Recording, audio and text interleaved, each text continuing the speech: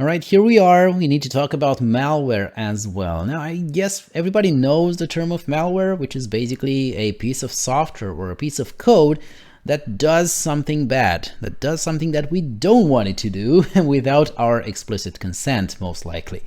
So this is where we find things such as viruses, Trojans, remote access Trojans, and worms, and fileless malware, and so on and so forth. We're going to talk about all of these and see the differences between all of those, because it's a very important topic to discuss, not just for the exam, but also for your real life experience with security. Because malware has been around forever. We had malware even before we had networks. Imagine that.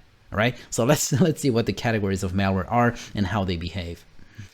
All right, so starting with the first classification of malware by their infection vector, this is where we find first viruses and worms. This is a type of malware code that usually attaches to a file or to an executable process in an attempt to either execute itself when the user double clicks the file, executes the file, or propagates itself, in the case of worms, whenever a vulnerability in the network is being discovered. So one difference between viruses and worms is that viruses infect files and expect user interaction in order to manifest themselves, to execute themselves, while worms infect a process in memory and attempt to replicate themselves by themselves without user interaction by scanning the network for potential vulnerabilities that they can further exploit and then propagate and infect other hosts on the same network.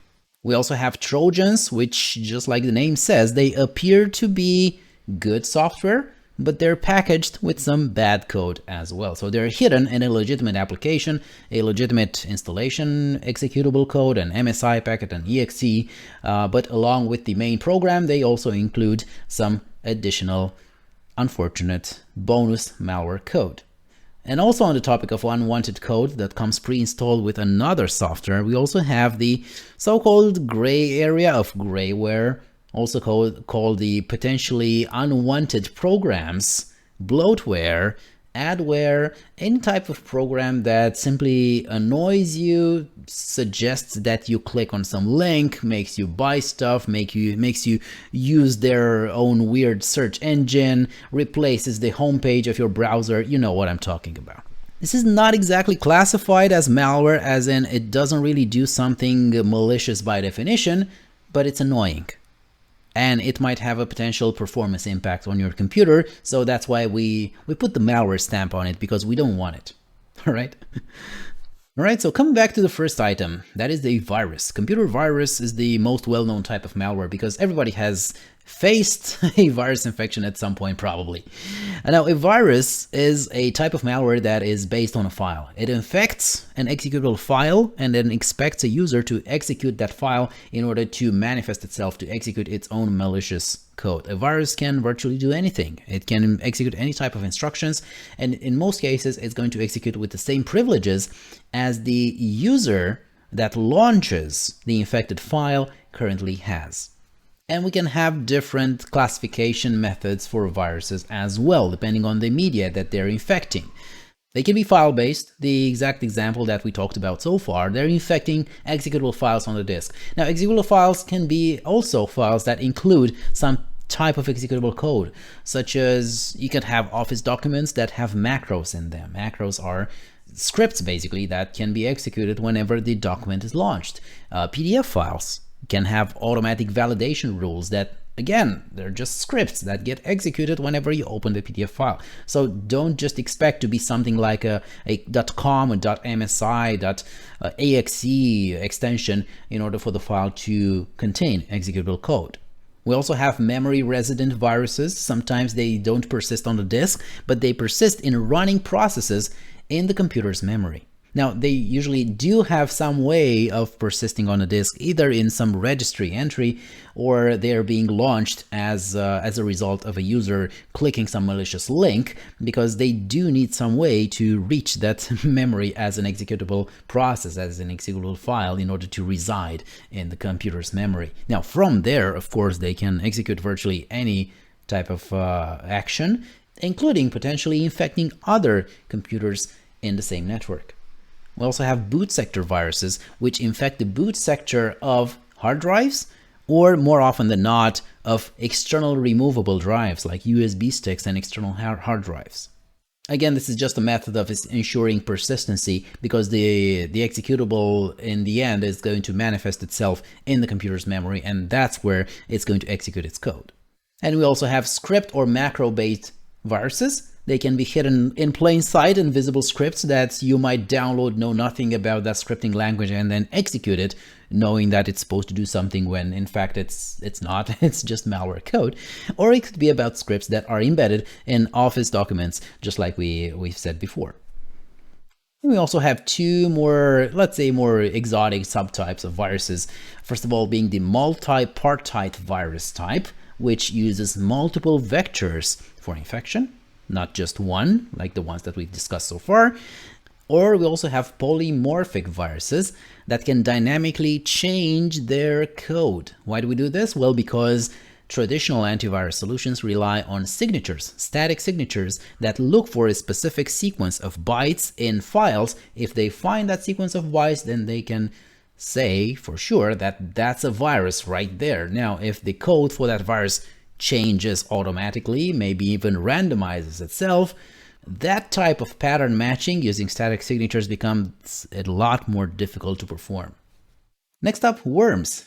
Worms are types of malware that are characterized by the fact that they don't necessarily reside on disk, but they mainly reside in computer memory as running processes. So they live as long as the host lives or the host runs.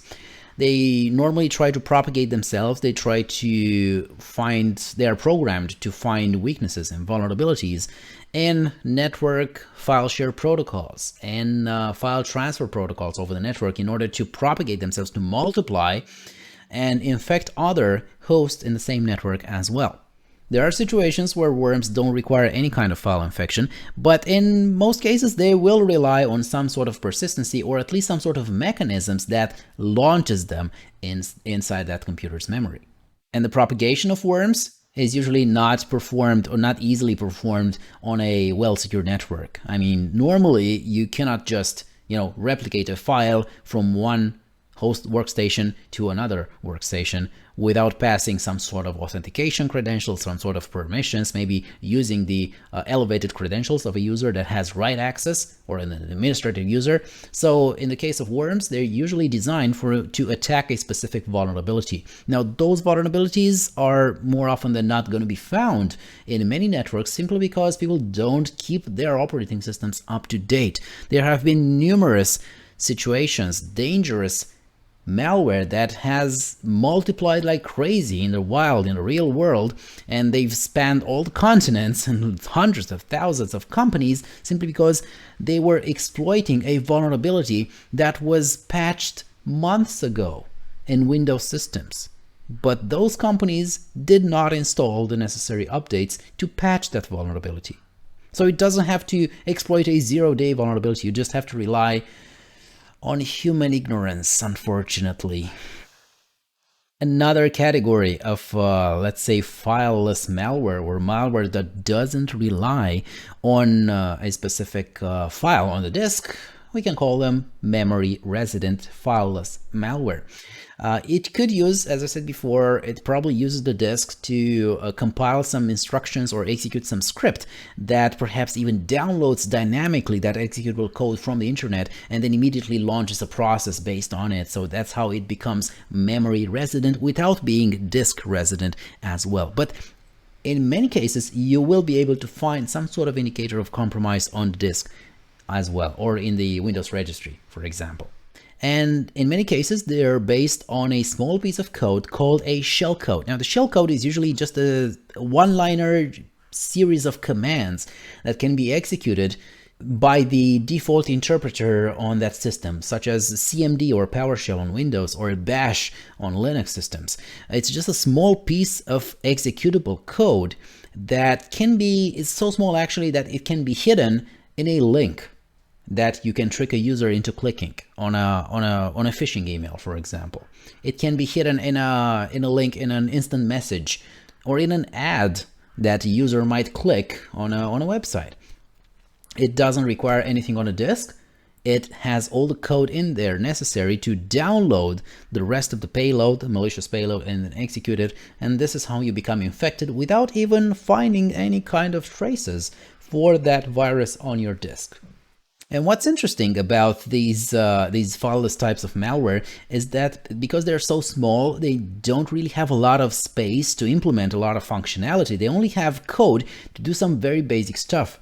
And because they don't have all the necessary tools, perhaps, to perform, I don't know, password cracking, maybe pivoting, maybe stealing credentials and such, they're going to be using tools that are readily available on the compromised host, such as the command line tools for text processing, for encrypting information in case of a crypto locker. They don't even have to download the encryption algorithm or the encryption method because most operating systems already have some sort of encryption methods or utilities built into them.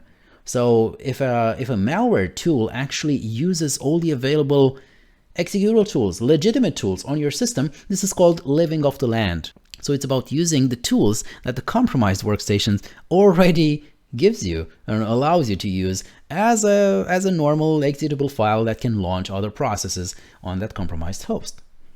Another nasty category of malware is spyware. Now, normally spyware is about software that monitors the activity on your host. Of course, it's more interesting to monitor the activity of the user of that host rather than of the host itself, but you know what I mean, right? And the most well-known type of spyware is the keylogger. It's a program that runs covertly, hidden in the list of processes. You're probably going to look at the list of processes, you're not going to see it's in there, or it's going to look like a legitimate Windows process or a Windows service. And its purpose is to catch the keystrokes, the keys that you're pressing on your keyboard, and record all that, and perhaps even periodically send all that information back to the attacker, to the one that actually installed that software on your own machine. This is of course, I don't need to tell you that this is going to allow the attacker to see what destinations you're accessing, what websites you're accessing, what are your usernames and passwords that you're typing on the keyboard, your conversation or private email, your anything that you're typing on the keyboard becomes public knowledge for that attacker.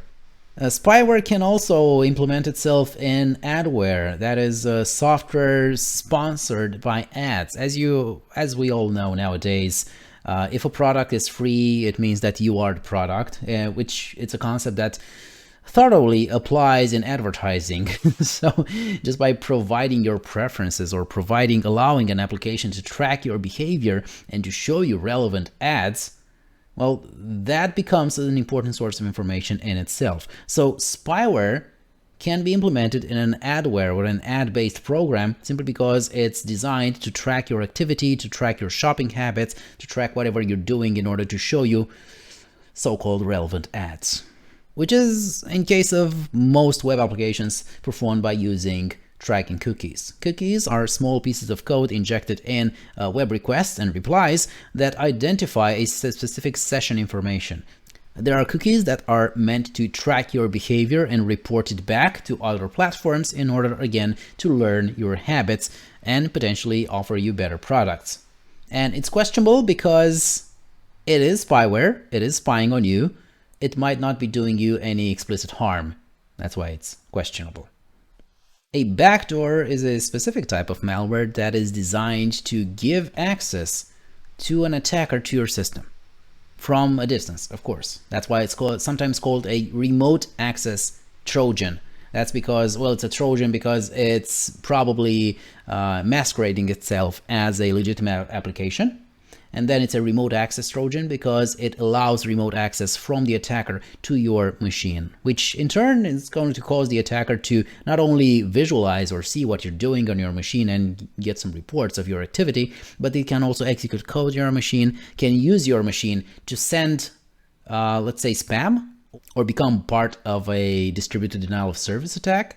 Or it can, encrypt your files, demand some ransom. That's crypto locker malware or ransomware. It can do any number of things. It basically owns your workstation. It can do anything on it just like you can as a regular user. So in many cases, they're not exactly viruses, as in they don't do anything malicious other than allowing access to some other person to control your computer. But by themselves, They don't alter your computer in any malicious way. Now, if your workstation is infected with such a backdoor or remote access Trojan, most likely your workstation is going to become part of a botnet. So that's a network under the attacker's control that can be used to perform large-scale attacks, such as sending spam or delivering denial of service attack, distributed denial of service attack. Now, luckily, this type of communication from the outside with your host can be sometimes even the only indicator of compromise that you can detect. So by looking at the traffic, by looking at what type of traffic your computer is doing with the outside world, you will eventually, if you know how to look for the right stuff in there, you will eventually see that command and control traffic coming from the attacker's workstation going to your computer, which is in turn telling it to either report some status or to perform some sort of attack. Now, this type of CNC traffic can be detected by itself just by looking at it, and there are specific signatures in IPS IDS solutions that look for this type of command and control traffic, or can be detected by simply looking at the destination that your computer is communicating with. Because in many cases, the IP addresses or the domain names that your installed backdoor, your Trojan, is communicating to are already part of some blacklist out there, some sort of a bad reputation list of websites or internet destinations that you should not be talking to anyway. Now, there are a lot of protocols that can be used for this command and control traffic. Most often it's going to be HTTP, because inside of an HTTP nowadays, you can hide pretty much anything. Most applications nowadays run over HTTP. So simply by noticing that it looks like web traffic is not enough for you to determine what type of application is communicating in there and what type of content or payload is being delivered. We also use more obscure communications channels such as IRC. Nowadays, IRC is kind of easy to detect because it's not so used anymore as it was in the 90s and the 2000s. But it's probably a red flag anyway if you see IRC traffic in a corporate network. DNS is another preferred channel for command and control traffic, simply because DNS is pretty much everywhere allowed. I mean, we're allowing everyone to talk to any DNS server they want because they're probably just going to resolve some IP address. There's no harm in that, right? Well, what if we're using the same DNS ports and the same DNS messages, but instead of using them to request some IP addresses or to resolve some domain names, we're actually talking to our parent attacker over the same protocol, over the same ports, completely ignored by most security solutions out there. Recently, social media has been used as a channel for communicating to command and control domains. How does this work? Well, you could have a specific page on Facebook, you could have a specific Twitter account that posts from time to time some random stuff in there. Let's say from some encoded messages that might not mean anything to a regular user when they see them, or just post some pictures that have embedded in them some instructions that only the compromised clients, compromised by the same attacker who owns that Twitter account, know how to interpret. And perhaps from time to time, that malware code, that rat, the backdoor installed in your host, goes online and connects to Facebook and checks a specific page, or connects to Twitter and checks whether a specific account has posted something new. This, again, if detected by a firewall, looks like a perfectly legitimate user behavior. Just open Facebook from time to time, just look at a Twitter account from time to time. But instead of just looking at a Twitter account, you're actually checking to see if new instructions are being provided for your backdoor to launch a new attack, maybe to compromise some other host, or maybe to report back some information gathered from your network. So there's a lot of smart methods of implementing these botnets and these command and control networks out there. So a lot of smart methods for implementing, distributing, and controlling these botnets out there. Hackers are smart guys, be sure of that.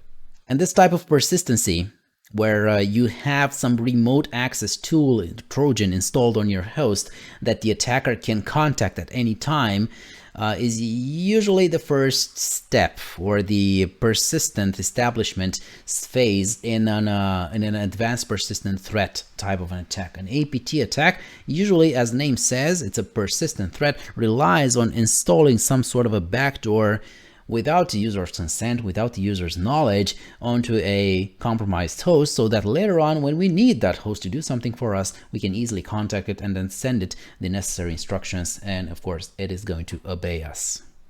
Another dangerous category of malware is called a rootkit. Now this term actually comes from the Linux world, where we have the root account, and the rootkit was designed to be a piece of malware that replaces a regular operating system file. So whenever the user or the operating system attempts to access or to execute that file, that library, that component of the operating system, along with the component itself executes the malware code as well.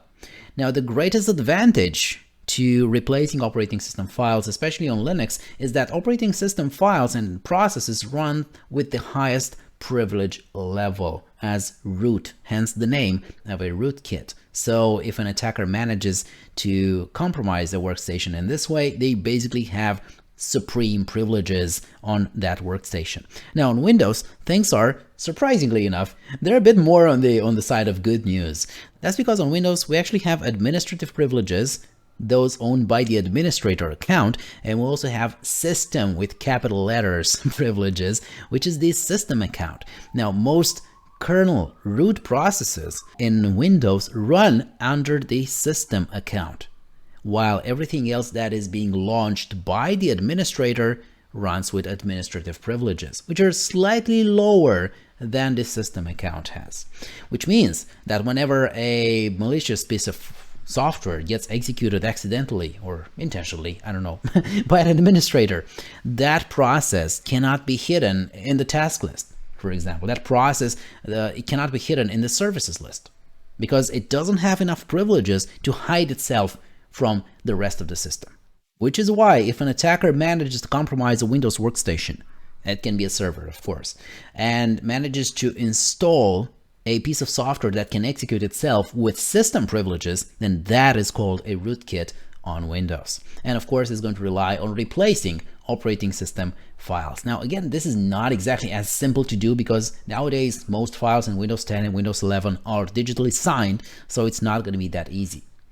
And in most cases, this type of let's say interaction with system files has to be done by exploiting some sort of a vulnerability that allows a regular user or even an administrative user, a compromised administrative account, to run code with system privileges. Because as we said before, normally an administrator cannot run processes with system privileges. But by exploiting a certain vulnerability in a driver, in the kernel, in some Windows libraries that are dynamically loaded perhaps, it might offer the attacker the possibility to inject their own code into that code that gets executed with system privileges, and thus becoming a rootkit. And as I said before, the greatest advantage of rootkit is that if it's part of the system files, it can hide itself. It can basically tell Windows whenever you're displaying the list of processes, skip displaying this file. Whenever you're displaying the list of services that are running, skip displaying this file. Whenever you're listing the open ports that I'm using to communicate with my command and control server, skip this port. Don't show it up. So good luck detecting that piece of malware. Good luck detecting any indicators of compromise on a machine infected like this. Finally, another category of malware that I'm sure everybody knows about is ransomware, or more specifically crypto lockers. Those are the types of malware that once they infect your workstation, they start encrypting your files, and then they show up a pop-up screen saying that if you don't pay up in Bitcoin this amount in the next 48 hours, your files will be lost forever. That is, we're destroying the encryption key and we're never giving it to you. Now, of course, it's up to you if you're going to trust that message. I mean, the attacker doesn't play by any rules. They're not mandated by anyone to actually give you the decryption key if you manage to pay that amount. But it's a very dangerous type of malware, specifically because in many situations people don't have up-to-date backups in order to mitigate this threat. I mean, you're not going to be able to probably crack that encryption key, so don't even try it. But there's a very simple method of mitigating this type of attack. First of all, try to not make it happen, right? Don't let it happen in the first place. But then if it did happen, make sure you have up-to-date backups. And those backups are kept safe as well so that they're not affected by the same crypto locker attack that is affecting all your workstations. If you have backup of your files, all right, go ahead, destroy my encryption key, destroy my files, I don't care. I'm gonna restore them from backup, and then you have to make sure that that type of compromise doesn't happen again. Now there's also another category here called crypto malware, which is kind of like a naming overlap, because we're talking about crypto from an encryption point of view. We also talk about crypto from a cryptocurrency point of view. And you can probably know where I'm going with this. This is the type of malware that installs on your machine without your consent and then starts using your machine to mine cryptocurrency, to use your CPU and memory resources to mine those cryptocurrencies into the wallet of an attacker, of course. This is easily detected by extreme resource usage. Most, let's say, educated attackers were probably going to limit the performance of that crypto miner to something like 25% or 50% of the CPU so that it doesn't spike and become a really big red flag when you're using at the resource consumption on your system. Also, there's another type of malware here called the logic bomb. Now, the logic bomb is a type of malware that doesn't immediately execute itself. It's a type of malware that schedules itself in cron, in the task scheduler, or in any type of scheduling mechanism in order to execute itself at some time in the future or when a specific condition is met. An example here would be, for example, an employee who wanted to make sure that he's never going to be fired, or if he is fired, there's going to be some unfortunate consequences. So, for example, it can install a script on the domain controller of the network, a script that once a day or once a week checks the list of valid users and checks whether his user is still enabled and still active in the system. So the moment he is fired from the company and the logic bomb is still in there, the script detonates itself and starts perhaps destroying data, exfiltrating data, or defacing the company website, for example, if it's a disgruntled employee who doesn't agree with the company anymore. That's the type of a logic bomb. All right, so we talked a lot about malware. How do we detect it? Now, there are a number of ways of detecting malware. Of course, we're going to start with antivirus solutions, because nowadays call them anti-malware solutions because they've gotten pretty smart. They can detect a lot of different malware types, not just viruses, but it's still the antivirus term that has stuck with us for many, many years. So antivirus solutions, including endpoint protection suites, those are the solutions that make your computer behave crappy, but they protect you by scanning all the search results, all the websites that you're visiting, or the emails that you're receiving, all the destinations that you're accessing, more than just antivirus scanning. These anti-malware solutions, especially referring to malware here, these are strongly dependent on static signatures. That is, you need to keep a database of signatures, of virus signatures, up to date in order for the antivirus engine to know what to look for. If you're behind with that signature database, or if the vendor of the antivirus solution is behind with updating that database, you're going to be exposed with, exposure to zero-day viruses, zero-day threats that have just emerged.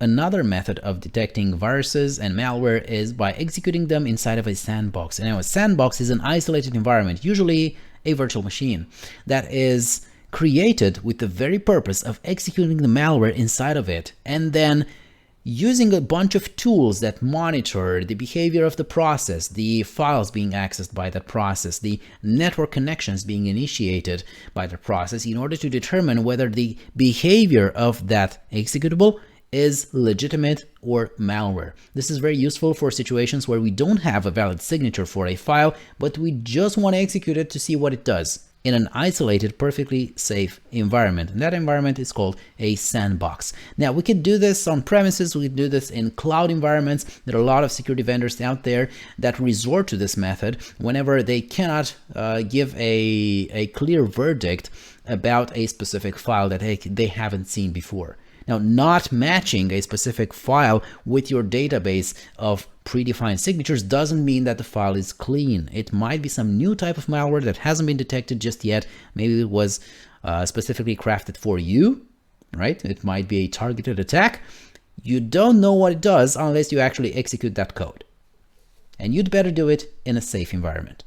Monitoring resources is very useful for viruses and that type of malware that either leverages your resources for crypto mining, for launching denial of service attacks, for example, but also for malware that is poorly written. It happens, right? You might find malware that gets stuck in an infinite loop and starts eating up resources in your system for no reason. We could also be using file integrity monitoring tools.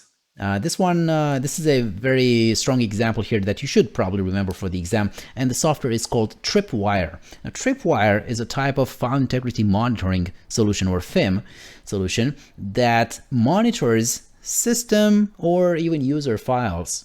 How does it monitor them? Well, it calculates a hash, a fingerprint of those files, and periodically checks whether the hashes of the real files have changed from the ones that it has stored in its local database. Now, if those files have changed, chances are that a malware has changed those files. It might be facing a rootkit. It might be facing some malware that has persisted on a disk and is trying to replace some of your system files, or it's trying to infect some of your user files, your documents. Now, of course, these solutions are strongly correlated with operating system update methods, so that whenever the operating system performs an update and changes its own files, well, the file integrity monitoring solution is not going to fire up screaming like crazy that half of your Windows installation has been compromised.